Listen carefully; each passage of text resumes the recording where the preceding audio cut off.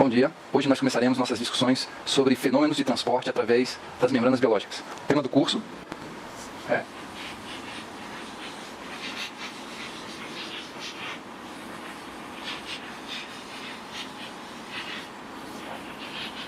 fenômenos de transporte através de membranas biológicas.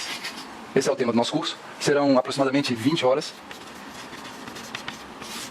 nas quais nós discutiremos os aspectos fundamentais dos fenômenos de transporte através de membrana. A bibliografia que nós iremos utilizar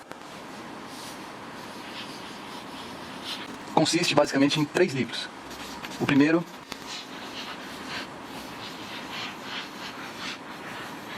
Princípios de Bioquímica, do Leniger, que está na 5ª edição. Os autores são Cox e Nelson. O segundo livro é a Biologia Molecular da Célula. Também está na 5ª edição. E os autores Alberts e colaboradores. Esses 2 livros são livros em português, e a gente vai usar um terceiro livro que faz uma abordagem mais biofísica dos fenômenos de transporte através de membrana. Esse livro, Biophysics, An Introduction.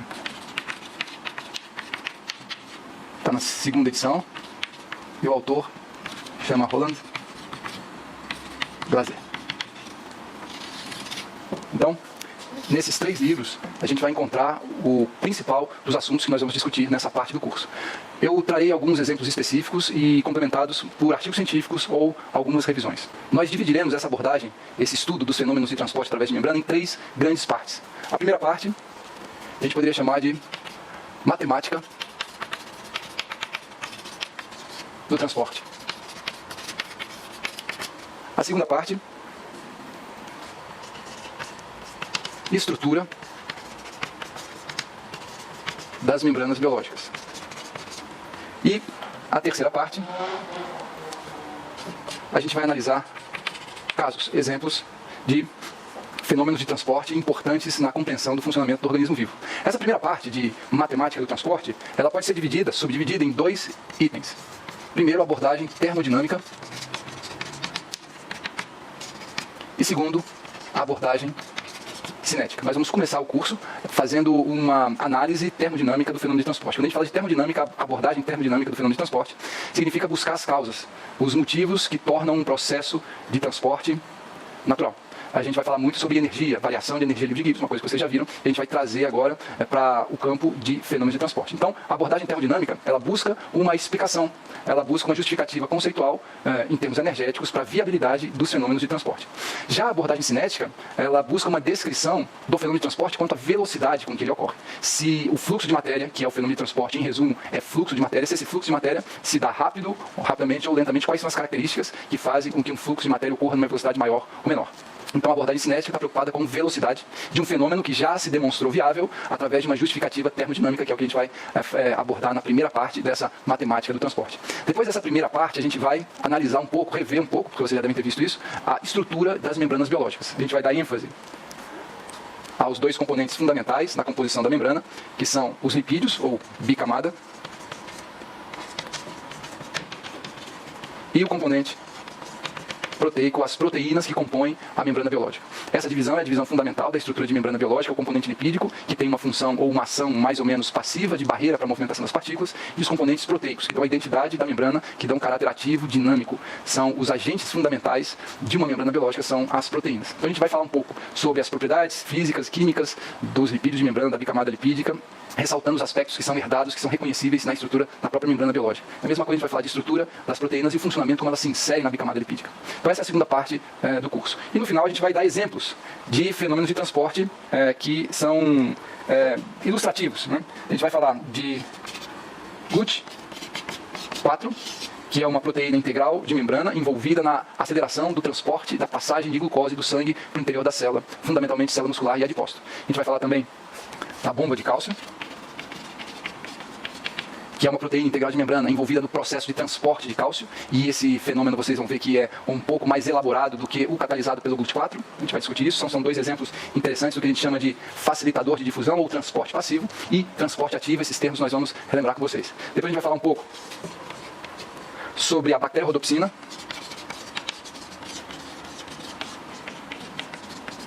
Essa proteína integral da membrana, uma proteína da membrana de procarioto, de alguns procariotos, ela tem a propriedade interessantíssima de ser capaz de transportar H+, próton, a partir de uma fonte de energia luminosa. Então ela é um exemplo de um processo fotofísico. É a absorção de um fóton que faz com que o fluxo de prótons aconteça através da membrana. Então é um exemplo muito interessante porque está na base do funcionamento da própria biosfera, a captação de energia luminosa.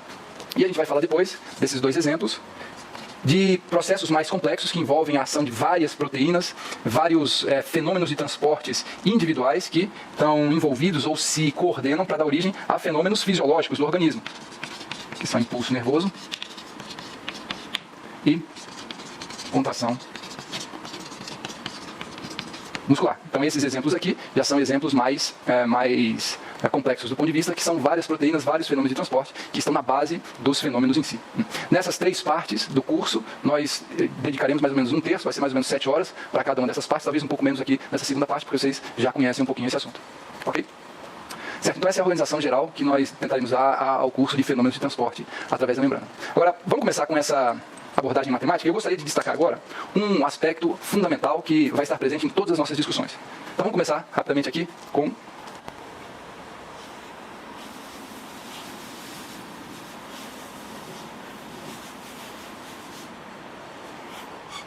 quando a gente fala de fenômenos de transporte através da membrana, a gente está falando de processos de movimentação de matéria.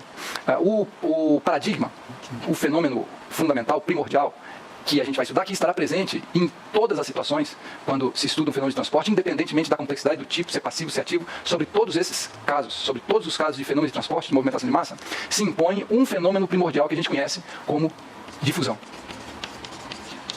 Então, difusão é movimentação de partículas. E a gente associa corretamente a movimentação de partículas, ou seja, o processo de difusão, a um fenômeno que ocorre quando existem regiões de diferentes concentrações de uma substância. Então, o fenômeno de difusão está na base, ou é a origem, de todo fenômeno de transporte, simples ou complexo. Ele é movido, ou a causa intuitiva da difusão, é a existência de regiões com concentrações diferentes de um certo componente. Como é que a gente esquematiza essa situação? Eu vou usar aqui um esquema que nós vamos repetir várias e várias vezes. Eu vou desenhar aqui de uma maneira bem simplificada um recipiente ou uma solução aquosa. Nesse recipiente, a gente pode imaginar 2 partes, que eu vou chamar 2 compartimentos. Compartimento 1, compartimento 2. Compartimento 1, compartimento 2. E nesses 2 compartimentos, concentrações de glucose diferentes. Então, nesse compartimento 1 aqui, eu vou imaginar a concentração de glucose de 15 milimolar. No compartimento 2, eu vou imaginar a concentração de glucose de, digamos, 3 milimolar. Essa é a situação fundamental para que transporte de matéria possa acontecer. A glucose ela vai se movimentar da região de maior concentração para a região de menor concentração. O fenômeno de difusão ele é cotidianamente testemunhado e a explicação intuitiva que a gente dá é, toda vez que existem regiões com diferentes concentrações de uma substância, haverá um fluxo dessa substância da região de maior concentração para a região de menor concentração. A glucose irá migrar do compartimento 1 para o compartimento 2, até que as concentrações se igualem. Então a gente diz que o motivo do surgimento, a justificativa da existência do fenômeno de difusão é uma diferença na concentração de uma certa substância entre 2 regiões. Haverá um fluxo de matéria entre as 2 regiões, compartimentos 1 e 2, do compartimento 1 de maior concentração para o compartimento 2 de menor concentração, que tende a igualar as concentrações. Então o processo de difusão ele tem na sua origem uma diferença de concentração e tem como fim ou como ponto de equilíbrio, uma igualdade na concentração das substâncias. Essa é a explicação intuitiva que nós temos para o fenômeno de difusão e é uma explicação correta. A gente vai apenas complementar essa explicação para alguns casos específicos. Mas a existência de uma diferença de concentração entre 2 regiões, ela é o fundamento do fenômeno de transporte, do fenômeno de difusão que está presente em todo o processo de transporte. Agora, uma coisa muito interessante que a gente pode fazer para para iniciar a análise do processo de difusão do ponto de vista termodinâmico, é fazer uma comparação. Presta atenção numa coisa, vocês já devem ter visto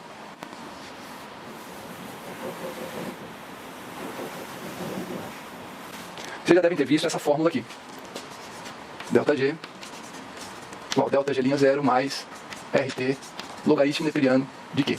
Essa fórmula aqui é a fórmula mais utilizada pelo bioquímico, que traz para o ambiente celular o significado termodinâmico, ou linguajar termodinâmico, o linguajar da energia. G é energia livre de Gibbs. Essa fórmula aqui permite prever o ΔG, ou seja, a variação de energia livre de Gibbs de um sistema que está se modificando, ou uma proposta que tem pelo menos uma proposta de modificação.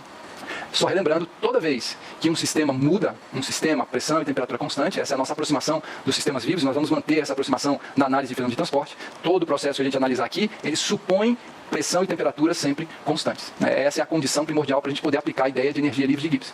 Então, quando a gente analisa um sistema, a pressão e temperatura constante, que se modifica, a gente diz que essa modificação está levando o sistema a um mínimo de energia livre de Gibbs. A ideia de minimização de energia dos fenômenos espontâneos, naturais, é uma ideia muito forte, e ela deve ser mantida por vocês. Todo sistema que se modifica, a pressão e temperatura constante, você pode pensar na energia livre de Gibbs diminuindo. A gente pode explicar a transformação de um sistema aberto ou fechado a pressão e temperatura constante pela busca pelo mínimo de energia livre de Gibbs. Um sistema muda, um sistema vivo muda, buscando um mínimo de energia livre de Gibbs. Ok? Agora, o que significa buscar evoluir para um mínimo de energia livre de Gibbs? Significa que o ΔG, de todas as propostas naturais de transformação, o ΔG é negativo. A energia livre final menos a energia livre inicial, que é o delta, ela sempre é negativa. Óbvio que o sistema está se modificando, buscando um mínimo de energia livre de Gibbs. Esse valor de energia livre de Gibbs final é menor do que o inicial. Então, nesses processos naturais, o ΔG final menos inicial é negativo. Isso é sinônimo de fenômeno espontâneo, natural, permitido, possível. Então, ΔG negativo é sinônimo de processo espontâneo. Essa equação ela é utilizada fundamentalmente no estudo de reações do metabolismo. Qual é o sentido de uma reação? Sentido no seguinte aspecto. Quando eu escrevo aqui uma equação genérica, A para B, escrevo A do lado esquerdo, escrevo B do lado direito, e eu associo a essa proposta genérica de transformação, eu digo ΔG menor do que zero. Isso aqui, associado a essa proposta de transformação, diz que a tendência é a concentração de B aumentar, a tendência é a concentração de A diminuir. Mas, simplesmente, a gente diz A vira B. ΔG negativo diz a transformação de A em B é espontânea. Ou melhor, a elevação da concentração de B às custas da diminuição na concentração de A, essa é a transformação espontânea possível, permitida para o sistema nessas condições. Então, a gente usa essa equação para prever o sinal, o valor do ΔG. Qual será a variação de energia livre de Gibbs para o sistema que se modifica segundo essa proposta de transformação e nas condições que serão dadas. Então, ΔG negativo significa reação espontânea permitida possível. Agora, a gente pode expandir esse ΔG linha zero aqui, mostrar o significado dele. ΔG linha zero é igual a menos R vezes T, vezes logaritmo neperiano da constante de equilíbrio. Vamos aproveitar aqui para dar o significado de R. T é a temperatura em Kelvin. R é a constante dos gases. 8,314 joules, Kelvin menos 1, mol menos 1. Temperatura em Kelvin, R essa constante, 8,314, e a constante de equilíbrio, que está presente nesse termo, ela é definida como o que você escreveu à direita, nesse caso B, dividido pela concentração do que você escreveu à esquerda, mas numa condição especial, que é a condição do equilíbrio. Essa condição do equilíbrio significa as concentrações não mudam mais. Isso é característico de cada reação química. Tem reações químicas que evoluem, ou seja, as concentrações dos componentes mudam, até que a concentração de produto é 1000 vezes maior do que a concentração de reagente. Isso é uma característica daquela reação. Se você analisa um outro par, ou um outro conjunto de componentes que compõe uma outra reação química, para essa outra reação química, o ponto de equilíbrio pode ser concentração de reagente 10.000 vezes maior do que concentração de produto. Isso é característico daquela outra reação química. Então, a constante de equilíbrio é um valor característico de cada reação, sempre pensando numa temperatura específica. Okay? Agora, o que é fundamental e que é absolutamente essencial que vocês lembrem?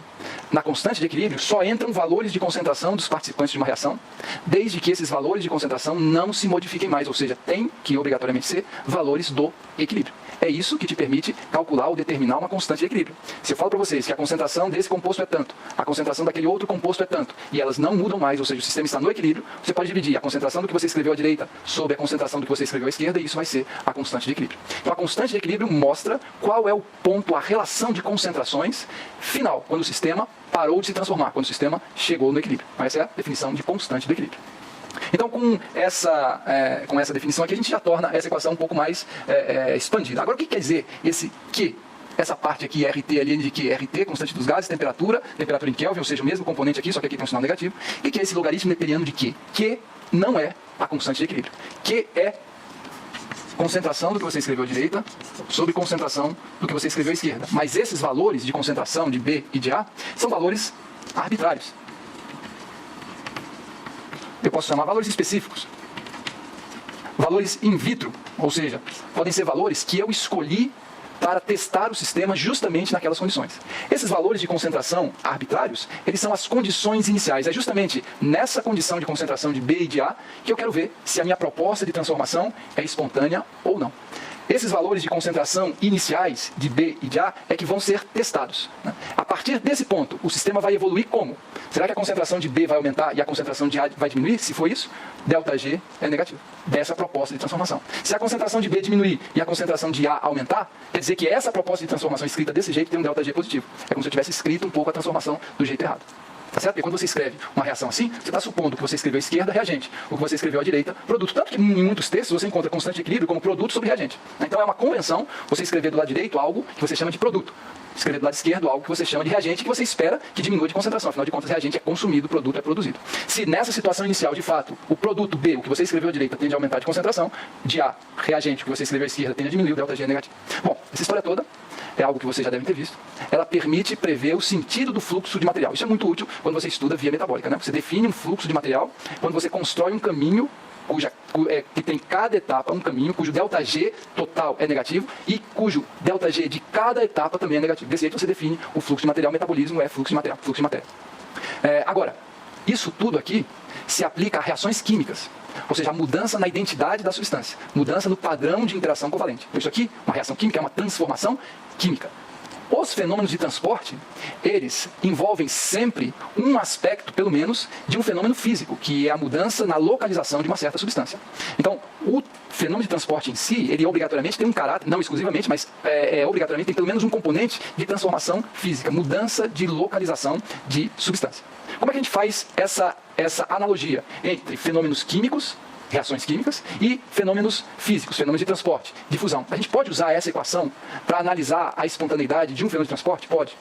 E em certos aspectos, nesse primeiro aspecto que a gente vai analisar, a gente vai ver que ele é até mais simples. Porque observa o seguinte, como é que a gente faz a transição, a mudança dessa equação para um fenômeno de transporte de glucose? Então a glucose é uma partícula, a gente pode esquematizar a glucose,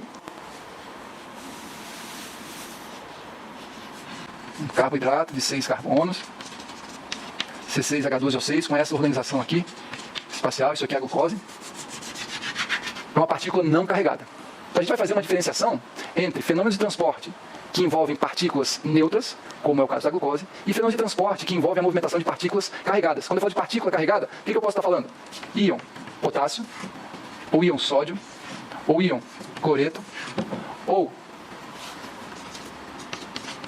íon fosfato, é o nosso fosfato inorgânico, isso aqui é um íon mais complexo. Então existem vários exemplos de partículas carregadas no nosso corpo. A glucose é um exemplo de uma partícula neutra. O que acontece quando a gente analisa um fenômeno de transporte, a difusão de glucose entre dois compartimentos de concentração diferente? Especificamente, eu gostaria de destacar o seguinte aspecto. Qual é o ponto final de um fenômeno de transporte, de movimentação de partículas não carregadas? Quando é que o fenômeno de difusão de uma partícula não carregada, uma partícula neutra, cessa? Bem, se a origem do processo de transporte, da movimentação das partículas de glucose do compartimento 1 para o compartimento 2, é a diferença de concentração, o fim da difusão ocorre, ou o ponto de equilíbrio do sistema se estabelece, quando as concentrações nos dois compartimentos são iguais. Então, o ponto de equilíbrio desse fenômeno aqui de transporte é um ponto onde a concentração de glucose no compartimento 1 é igual à concentração de glucose no compartimento 2. Esse fenômeno aqui só vai terminar quando a concentração de glucose no compartimento A1 for 9, e aqui for 9 também, 9 milimolar, igualou as concentrações. O que isso tem a ver com a nossa comparação aqui com a reação química? Presta atenção. Olha como é que eu vou abordar agora o fenômeno de transporte da glucose do compartimento 1 para o compartimento 2. Vou escrever assim, ó. Glucose no compartimento 1, duas setinhas, glucose no compartimento 2. Eu simplesmente fiz uma analogia ou usei a mesma notação que eu usei para uma reação química, uma transformação química, A mudando de identidade e virando uma outra substância B, eu fiz uma analogia através de um esquema que tenta induzir a nossa...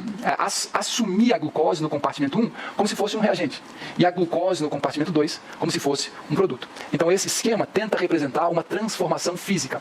Lado esquerdo é como se fosse um reagente de uma reação química, lado direito é como se fosse o produto de uma reação química. Isso aqui é uma reação química? Não. A glucose no compartimento 1 é exatamente a mesma glucose no compartimento 2, as mesmas propriedades químicas. Ela apenas mudou a sua localização. Então isso aqui é uma esquematização de um fenômeno físico, de uma transformação física. Agora, se a gente pode fazer esse esquema, como é que ficaria a equação ΔG igual ΔG'0 mais RT ln de Q? Eu vou escrever aqui de novo a nossa equação, ΔG'0 mais RT ln de Q. O ΔG'0 vai ser menos RT ln. E agora eu já vou escrever assumindo essa equivalência. Glucose no compartimento 2 como se fosse produto, glucose no compartimento 1 como se fosse reagente. Eu vou colocar aqui, ó, glucose compartimento 2 sobre glucose no compartimento 1. Como isso aqui é o ΔG'0 menos RT, essa razão, essas concentrações têm que ser obrigatoriamente as concentrações que existirão no equilíbrio. Então essa é a primeira parte da equação, ΔG'0. Vou escrever a outra parte mais, vou escrever aqui embaixo, R vezes T vezes logaritmo neperiano.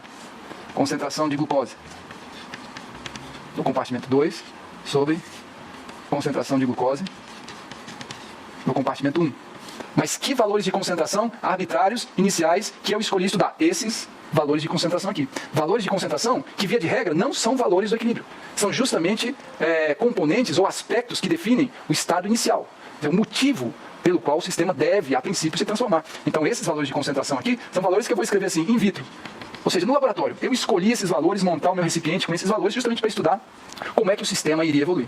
Então, a equação que a gente aplica para uma reação química, ela pode ser transferida para a análise de um fenômeno físico. Nesse caso, o transporte de uma partícula não carregada entre dois compartimentos. Agora, olha o que acontece nesse caso específico de transporte de uma partícula não carregada. Qual deve ser a concentração de glucose no compartimento 2 e no compartimento 1 para que o sistema chegue ao ponto do equilíbrio, ou seja, para que o sistema pare de se transformar, para que a difusão acabe? Esses valores, como a gente acabou de discutir, eles são obrigatoriamente iguais quando se trata de uma partícula não carregada, uma partícula neutra. Então esses valores de concentração de equilíbrio de glucose no compartimento 2 e no compartimento 1, eles são iguais. Isso faz com que esse quociente aqui seja igual a 1.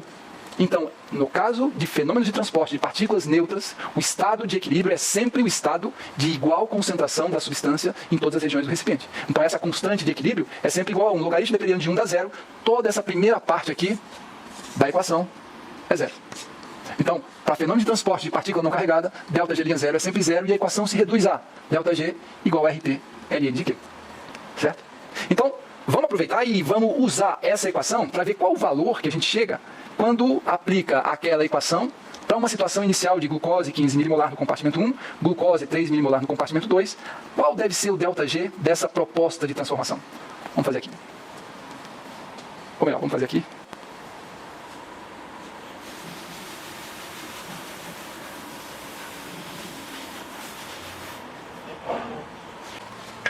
ΔG vai ser igual a 8,314 joule Kelvin menos 1 mol menos 1 vezes. Vamos definir a nossa temperatura, isso vai ser um padrão, como 25 graus Celsius, que é igual a 298 Kelvin. Então isso aqui é a nossa temperatura. Em graus Kelvin, sempre entra em graus Kelvin. Vezes logaritmo neperiano da concentração da glucose in vitro no compartimento 2, a concentração inicial, que nesse caso é 3 milimolar, logaritmo neperiano de 3 vezes 10 a menos 3, a gente sempre usa nesses quocientes o valor molar. 3 milimolar é 3 vezes 10 a menos 3, esse mzinho significa 10 a menos 3, molar. 3 vezes 10 a menos 3 molar, sobre, nesse caso não faz uma diferença, mas é bom costume você sempre transformar as unidades corretamente, né? Usar as unidades corretas. 15 vezes 10 a menos 3 é a concentração inicial in vitro inicial da glucose no compartimento 1. Então a concentração de glucose no compartimento 2 é como se fosse o nosso produto, vai no numerador. A concentração de glucose no compartimento 1 é como se fosse o nosso reagente, vai no denominador.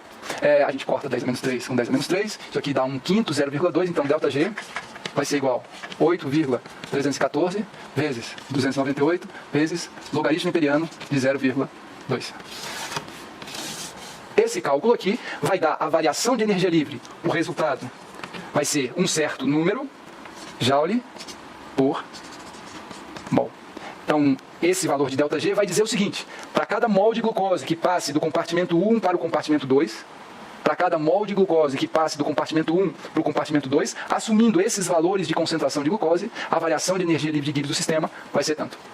Okay? Se esse valor de ΔG for negativo, significa que a sua proposta de transformação, glucose saindo do compartimento 1 e indo para o compartimento 2, a concentração de glucose no compartimento 1 tendendo a diminuir e a concentração de glucose no compartimento 2 tendendo a aumentar, essa proposta será possível, permitida, espontânea, se o ΔG for negativo. Se naquele cálculo você chegar num ΔG positivo, significa que a sua proposta de transformação, a glucose diminuir de concentração no compartimento 1 e a glucose aumentar de concentração no compartimento 2, isso é impossível. Se o ΔG daquele cálculo for positivo, o que a gente tem que concluir é que a tendência é a concentração de glucose no compartimento 2 diminuir e concentração de glucose no compartimento 1 aumentar. Óbvio que vocês já viram que aquele ΔG lá vai dar negativo, porque a concentração de glucose no compartimento 1 tende a diminuir, ela é 15 milimolar e vai tender a diminuir. A concentração de glucose no compartimento 2 é 3 milimolar e vai aumentar. O fluxo de matéria no caso de partículas neutras, sempre da região de maior concentração para a região de menor concentração. Esse é o fenômeno natural, espontâneo. Então aquele ΔG lá, ele tem que ser negativo, porque ele se refere justamente ao fluxo de matéria da região de maior concentração para a região de menor concentração. Então ele vai ser negativo, vocês já podem ver que ele vai ser negativo mesmo, porque 8,314 positivo, 298 positivo, temperatura em Kelvin é sempre positiva, logaritmo dependendo de 0,2, logaritmo de um número entre 0 e 1 é negativo. Certo? Logaritmo de 0 não existe, logaritmo de 1 é 0, entre 0 e 1 é negativo. Então esse valor aqui, logaritmo dependendo de 0,2 é negativo, isso vai resultar num ΔG negativo. Podem fazer o cálculo, vocês vão ver quanto de energia livre diminui no sistema para cada mol de glucose que sai do compartimento 1 e vá para o compartimento 2 para esses valores iniciais de concentração de glucose. Okay? Nós vamos fazer vários cálculos desses. Vamos fazer vários exercícios que nos permitam prever a variação de energia livre associada a um fenômeno de transporte, começando pelo caso mais simples de uma partícula não carregada. Depois a gente vai ver que a situação para uma partícula carregada é um pouquinho mais elaborado, mas ainda assim extremamente simples. Essa discussão é fundamental, porque é baseado justamente no sinal do ΔG, que a gente vai fazer uma grande divisão entre fenômenos de transporte. Uma coisa que vocês já ouviram falar, o tal do transporte ativo e o transporte passivo. Então essa divisão ela é feita depois que se calcula o ΔG do fenômeno de transporte da partícula. Ela está na base de uma das divisões mais fundamentais do fenômeno de transporte, transporte ativo e transporte passivo. Por isso que é importante que a gente ganhe a habilidade em calcular o ΔG de processos de transporte. Então a gente continua na próxima aula.